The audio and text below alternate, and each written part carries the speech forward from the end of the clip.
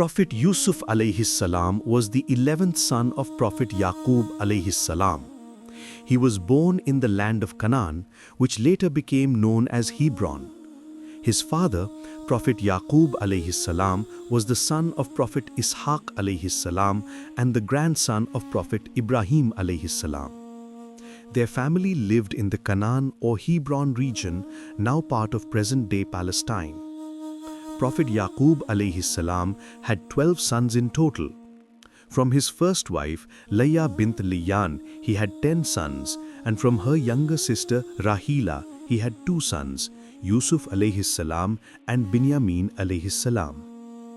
According to authentic hadith, the Prophet Muhammad sallallahu alayhi wasallam met Prophet Yusuf alayhi salam during his night journey, Miraj, on the 3rd heaven.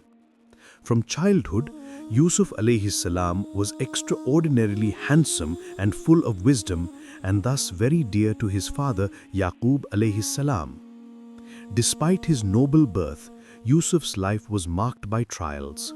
Through divine wisdom and patience, he eventually rose to become the governor of Egypt, even though he once lived as a slave and prisoner. His brothers, out of jealousy, plotted against him because their father loved him deeply. They conspired to remove him from their father's sight.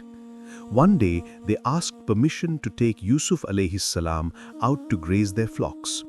Prophet Yaqub alayhi salam hesitated, fearing that a wolf might harm him, but the brothers reassured him that Yusuf would be safe.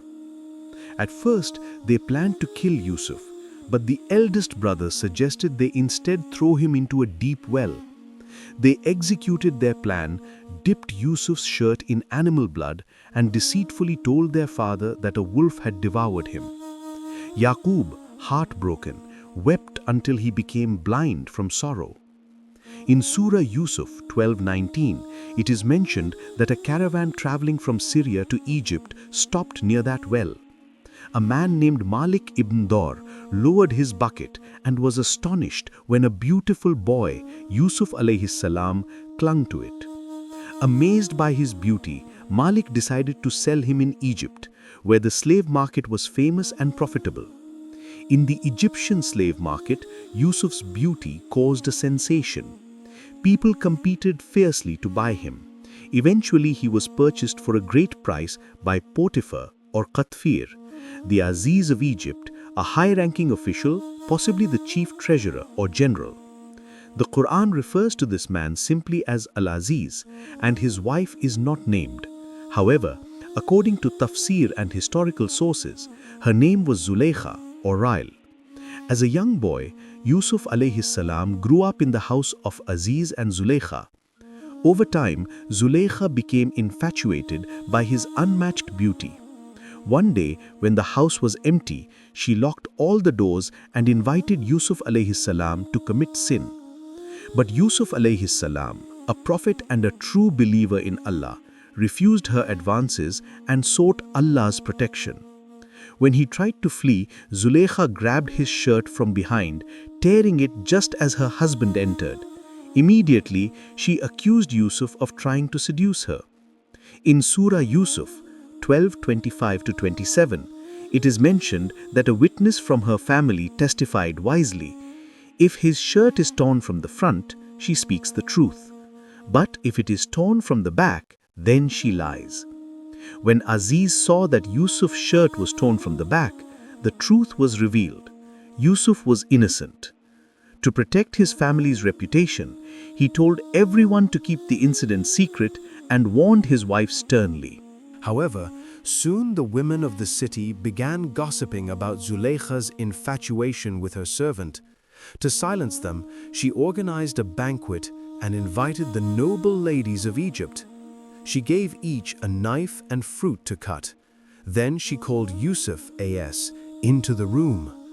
When the women saw him, they were so struck by his beauty that they cut their own fingers without realizing it, exclaiming, "This is not a mortal, he is a noble angel." Surah Yusuf 12:31. Zulaykha then confessed before them all, "This is the man for whom you blame me. If he does not obey me, he shall surely be imprisoned and humiliated." Hearing this, Yusuf A.S. prayed to Allah, saying, "O my Lord, prison is dearer to me than what they invite me to." Surah Yusuf 12:33. Allah accepted his prayer, and Yusuf A.S. was imprisoned, but his heart remained pure. In prison, he interpreted the dreams of two fellow inmates, one of whom later served in the royal court. Years later, the king of Egypt saw a strange dream which none could interpret. The former prisoner remembered Yusuf A.S. and brought him from prison to interpret the dream. Yusuf A.S. explained that Egypt would face 7 years of abundance, followed by 7 years of famine, advising the king on how to prepare. Impressed by his wisdom, the king appointed Yusuf A.S. as Minister of Finance, or Aziz of Egypt, giving him authority over the land's resources. When famine struck Canaan, Yusuf's brothers came to Egypt seeking food.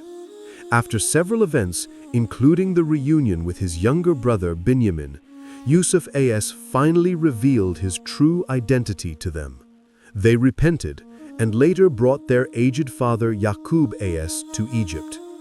When Yaqub A.S. placed Yusuf's shirt over his face, his eyesight miraculously returned. Eventually, Yusuf's parents and brothers all bowed before him in respect, the fulfillment of the dream he had seen in childhood, where the sun, moon, and 11 stars bowed before him.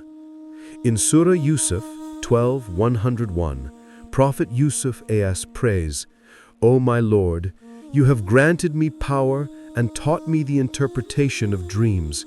Creator of the heavens and the earth, you are my protector in this world and the hereafter.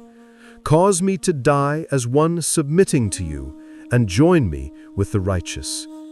According to later historical narrations, not mentioned in the Quran or authentic hadith, after the death of Aziz, Yusuf A.S. married Zuleykha by Allah's command. They had 2 sons, Ephraim and Manasseh. Thus, from a small boy thrown into a well, Allah elevated Prophet Yusuf A.S. to the highest ranks of power and honor, establishing monotheism in Egypt and making his story one of faith, patience, and divine justice.